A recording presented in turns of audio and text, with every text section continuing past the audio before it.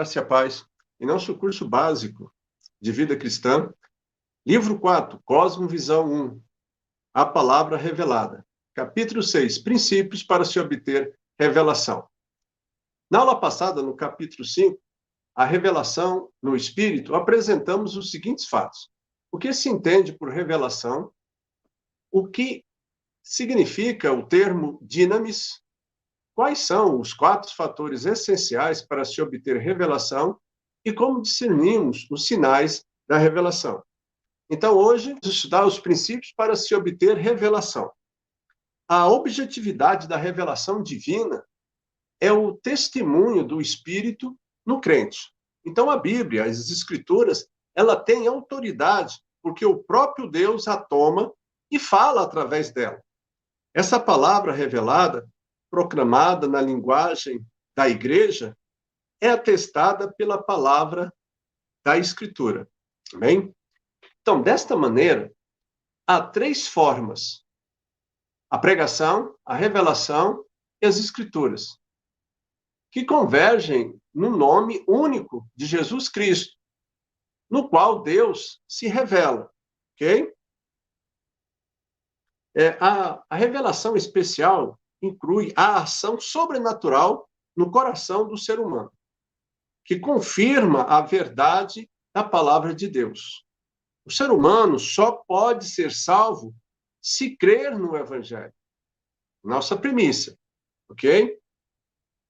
Mas como o apóstolo Paulo diz em Romanos, no capítulo 10, verso 14, a parte B, como crerão naquele de quem nada ouviram?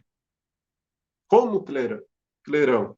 Então, a revelação de Deus mostra que ele intervém na criação para se relacionar pessoalmente com as suas criaturas. Né? O milagre, as visões e as comunicações verbais são eventos sobrenaturais. Nós havíamos visto isso. Então, vamos fazer aqui vamos relembrar o capítulo 5. Né? Então, a revelação veio ao ser humano por vários meios. Né? Nós já falamos alguns, nós incluímos visões, anjos, sonhos, milagres, a intervenção de Deus na história, palavras ditadas verbalmente por Deus, a inspiração dos profetas e apóstolos, o próprio texto escrito da palavra de Deus, e na pessoa de Jesus Cristo. Né? O elemento comum em todos os casos, amados, é que a revelação sempre desemboca na comunicação de um conteúdo racional. Né? Ou seja, doutrina, mandamentos, princípios morais, profecias sobre eventos vindouros, relatos de eventos históricos, etc. Né? Então, a revelação na Bíblia jamais é apenas uma experiência inefável, mística e sem conteúdo racional. A essência da revelação é o fato de que ela é comunicação racional entre a mente racional. Né? Vamos entender isso melhor para não deixar muitas dúvidas, ok? Ou nenhuma dúvida, né? O conhecimento de Deus é racional e intelectual, mas, acima de tudo, ele é pessoal, ok? Então, o propósito da revelação é que a pessoa tenha um relacionamento pessoal com Deus, uma conexão a mais. Mas como atingir esse propósito? Bom, para cumprir esse propósito, Deus se revelou supremamente na pessoa de Jesus Cristo. Ou seja, Jesus revelou o caráter de Deus pelo seu caráter, a justiça de Deus pela sua ética, a compaixão pelo seu cuidado para com os oprimidos e os doentes, e o amor de Deus pela sua morte na cruz, para resgatar os pecadores como nós fomos resgatados. Amém? Então, a revelação de Deus em Cristo, ela é tão perfeita que Jesus pode dizer, em João, no capítulo 14, versículo 9, a parte B, quem me vê a mim, vê o Pai. Tamanha é a conexão, a ligação. Aliás, Jesus é a imagem exata da essência de Deus. Né? E em Colossenses, no capítulo 1, verso 15, este é a imagem do Deus invisível, o primogênito de toda a criação. Então, é no coração que a luz de Deus começa a resplandecer em nós. Eu não posso forçar a luz de Deus a vir sobre mim, mas eu posso estar cada dia mais capacitado, habilitado a percebê-lo sempre que ela se manifestar na minha vida.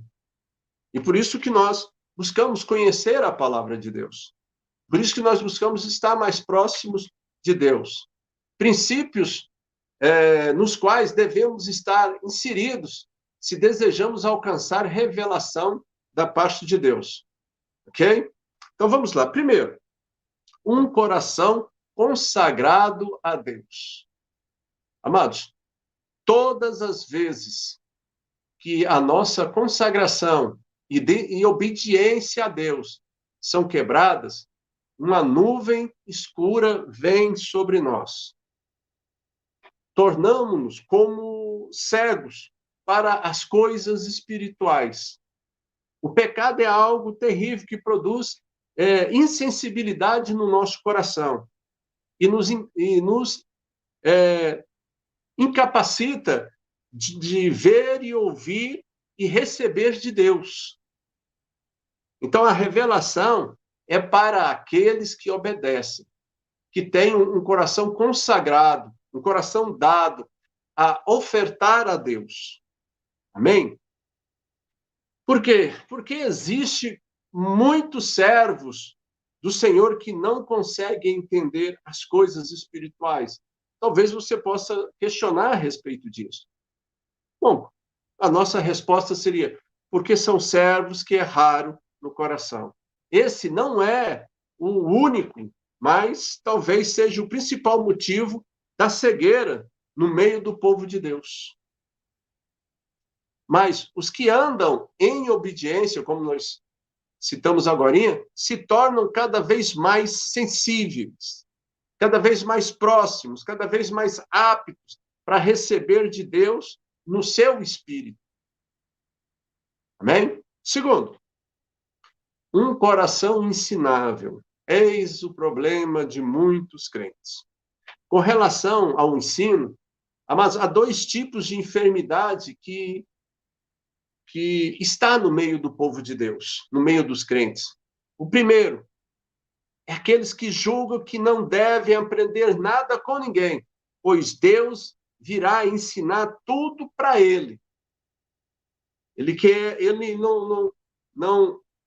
não se interessa pela revelação que o irmão recebeu. Ele quer que Deus fale também com ele. O segundo é aquele que julga que já sabe de tudo e não tem mais nada que aprender com ninguém e nem mesmo precisa buscar revelação. Ele já se basta, ele é autossuficiente. Observe o que a palavra de Deus diz lá em Tiago, no capítulo 4, versículos 6 e 7. Antes, ele dá maior graça, pelo que diz: Deus resiste aos soberbos, mas dá graça aos humildes. Sujeitai-vos, portanto, a Deus, mas resisti ao diabo, e ele fugirá de vós. Observe, amado. Diz que o Senhor resiste ao soberbo, mas ele dá graça aos humildes. Quem não tem disposição de aprender com os outros, também não vai aprender diretamente com o Senhor. Entenda isso, nós temos vários exemplos na palavra de Deus sobre isso. Olha, Sansão ficou cego por causa da falta de consagração. Os laodicenses ficaram cegos por causa de um coração soberbo, que julgava saber todas as coisas. Então, revelação é simplesmente desvendar, é revelar o que estava oculto, o que está oculto. E para isso só tem uma maneira, nós já falamos sobre isso. Né? Cuidado. Cuidado com a síndrome dos fariseus. Tinham olhos, mas não viam. Tinham ouvidos, mas não ouviam. Amém? Eu não devo buscar aprender sozinho aquilo que meu irmão já sabe. Deus revelou para ele. E ele compartilha comigo. Eu já tenho conhecimento disso. Né? Deus não vai ensinar de novo. Não vai trazer uma revelação de novo sobre o mesmo assunto que é revelado.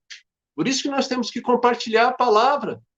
Mas se eu me disponho a aprender com meu irmão, então a luz de Deus virá através dele até mim. Amém? Terceiro, um coração limpo. Observe, queridos. Se eu tenho um coração impuro, não poderei ter revelação de Deus. Entenda isso. Ser limpo significa não ter pecado oculto e a apropriação completa do perdão do sangue de Jesus. Amém? Não basta ter um coração limpo, ele também tem que ser puro, ou seja, sem mistura, sem mácula. Né? Se, se o meu coração, se o seu coração está cheio de coisas profanas, fica difícil enxergarmos as coisas do Espírito de Deus. Quando o nosso coração está inteiramente voltado para Deus, podemos dizer que o nosso prazer está nele. E então as janelas do céu se abrem e a luz de Deus vem sobre nós e pela sua palavra. Amém? Segundo Crônicas, no capítulo 16, versículo 9, diz: Porque, quanto ao Senhor, seus olhos passam por toda a terra, para mostrar-se forte para com aqueles cujo coração é totalmente dele. Nisto procedestes loucamente. Por isso, desde agora, haverá guerra contra ti. Amém? Quarto, um coração sem véu. E vem a pergunta, mas o que é o véu? Amados, entenda isso. O véu é tudo que impede a atuação, a evidência ou o manifesto do Espírito Santo de Deus na minha vida, na sua vida. Quer exemplos? Tradicionalismo, costumes. Não é Deus quem coloca o véu, somos nós mesmos que colocamos. Quando nos enrijecemos em um conceito natural e humano, estamos colocando sobre o nosso coração um véu que nos impede ali de enxergar novas revelações da parte de Deus. Quinto, estar cheio da palavra de Deus. Em 1 Coríntios, capítulo 15, verso 46. Mas não é primeiro o espiritual, e sim o natural. Depois, o espiritual. Vamos entender essa passagem. Nós já entendemos que a revelação é no espírito, ok? Esse é um ponto. Mas eu tenho que entender que o meu espírito tem que conectar com a minha mente, que é a minha alma, e a minha alma com o espírito, ok? A minha mente deve começar a encher-se com a palavra de Deus. Observe, primeiro a minha mente deve saber a palavra de Deus, para depois o meu espírito ter revelação da palavra de Deus. Ok? A Escritura, portanto, tem que ser recebida por ser a palavra de Deus. E por isso que muitas igrejas incentivam a leitura da Bíblia no período de um ano, né? Durante todos os anos da sua vida de cristão, você lê, algumas pessoas leem 2 vezes, outros conseguem, às vezes, até ler mais. Mas eu acho que o ideal seria uma vez, com você lendo, mas fazendo aquela leitura exploratória, aquela leitura de meditação, enchendo a sua alma na faculdade da mente ali com a palavra de Deus. E no momento o Senhor vai revelar ao teu espírito o que você estava recebendo e não conseguia ver. Amém? A verdade das Escrituras, amados, inclui as ideias de inafibilidade, inerrância e confiabilidade. Então, entenda isso. A infalibilidade significa que não é possível ter erros na palavra de Deus. A inerrância significa que, de fato, a Bíblia não ensina como verdade coisa alguma que não seja verdade de fato. E, como resultado, ela é confiável. Amém?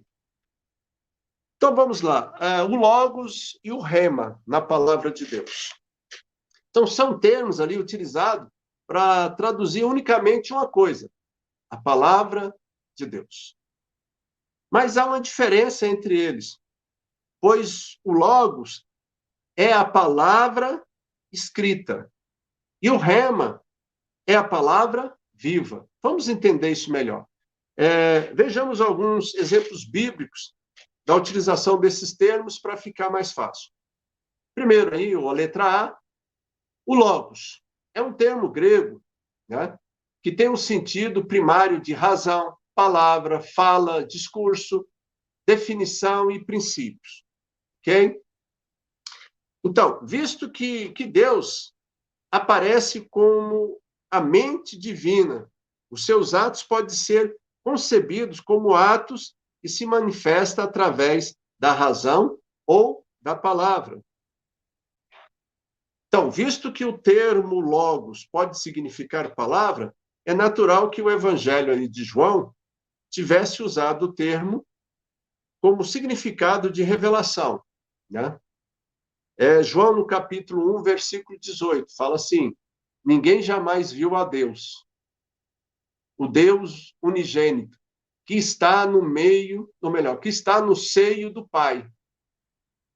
É quem o revelou, né? João está afirmando aqui, amados, João afirma que Deus, desconhecido, tornou-se conhecido por meio do Logos.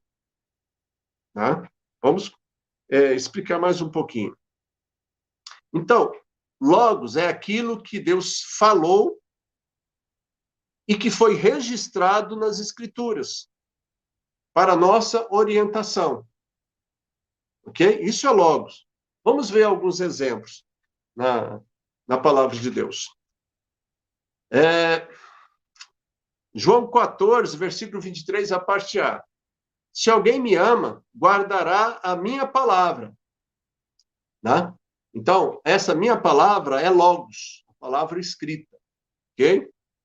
Hebreus capítulo 4, verso 12, a parte A.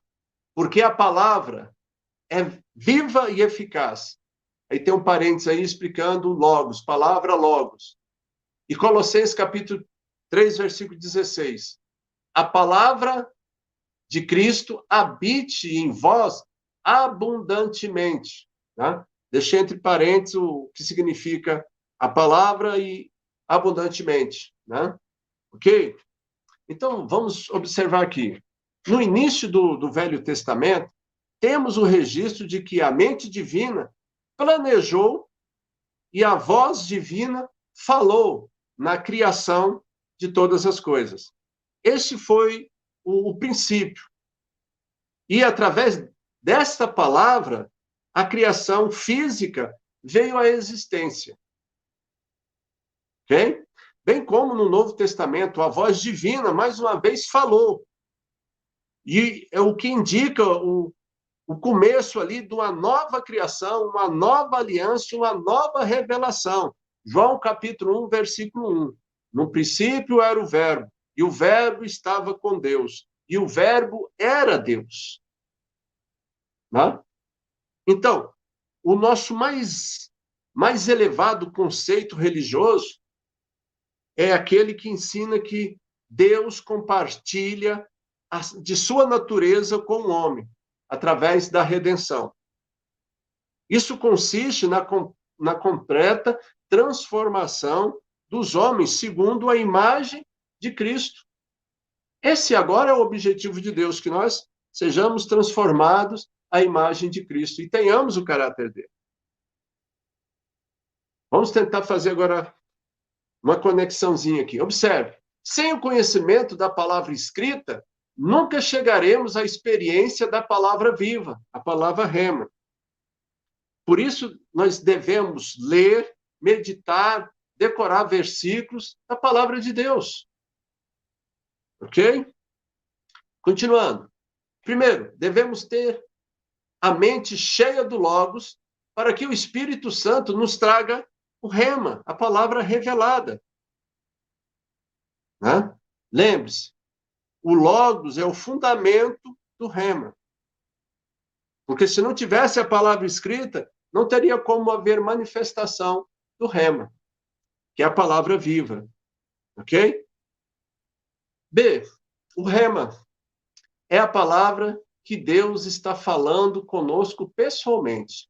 É aquela palavra que está queimando no nosso coração. Ou seja, é a palavra revelada em nosso coração. Vamos pegar um exemplo nas Escrituras. Nós já estamos terminando esse capítulo. Mateus 4, versículo 4. Jesus respondeu: está escrito, não só de pão viverá o homem, mas de toda palavra que procede da boca de Deus. Observe que essa palavra agora significa rema. Toda palavra revelada que procede da boca de Deus. Amém? Observe que tanto o Logos como o rema são a palavra de Deus. Mas qual é a diferença? O Logos é a palavra de Deus escrita. Tá? Enquanto que o rema é a palavra de Deus falada em uma ocasião específica, especial. É diretamente ao nosso coração. Amém? E em Romanos, no capítulo 10, para nós encerrarmos, diz assim, Romanos capítulo 10, versículo 17. A fé vem por ouvir, e ouvir pela palavra de Cristo. Né? Então, novamente aí, a fé vem por ouvir, o Logos, e ouvir pela palavra, o rema de Cristo. Né? Espero que não tenha, assim, ficado alguma dúvida mais, mas se ficou, nós temos os comentários embaixo, faça ali os seus questionamentos, que nós tentaremos tirar todas as dúvidas que você possa ter, ok? No próxima aula, capítulo 7, Batalha Espiritual e sua realidade. Onde e quando se inicia a batalha espiritual do cristão? Quando o cristão se torna capaz de resistir o inimigo? Terceiro, quando o crente se torna sujeito à influência do mundo sobrenatural? O que ensina o texto de Efésios 6, do versículo 11 ao 18? Amém? Amados, novamente nós pedimos aí o apoio dos irmãos para que esteja divulgando o canal, né? O nosso objetivo é evangelizar através da palavra e te capacitar para que você também esteja evangelizando, porque todos nós recebemos o mesmo chamamento, a mesma missão ou comissão que o Senhor deixou para todos nós: ide por todo mundo e pregar o evangelho a toda criatura, né? Batizando em nome do Pai, do Filho e do Espírito Santo, ensinando todas as coisas que eu vos tenho ensinado. Então, essa é a responsabilidade de cada um de nós. Nós estamos querendo preparar um grande exército, por isso nós contamos com a sua ajuda. Divulgue o canal, estude com um amigo, um irmão, a palavra de Deus, né? E não só convide essa pessoa para estar contigo na igreja, mas passe na casa dele, pegue e leve ele junto com você, né? Esteja presente. Vamos fazer a obra do Senhor. Esse é o nosso objetivo. Montar e fazer um grande exército Amém? Não esquece de deixar aí o seu like, né? Fazer os comentários lá, deixar suas perguntas. Tudo isso ajuda a viabilizar mais o canal, ok? Vamos crescer e vamos ganhar almas para o Senhor. Que Deus abençoe os irmãos e até a próxima terça-feira, em nome de Jesus.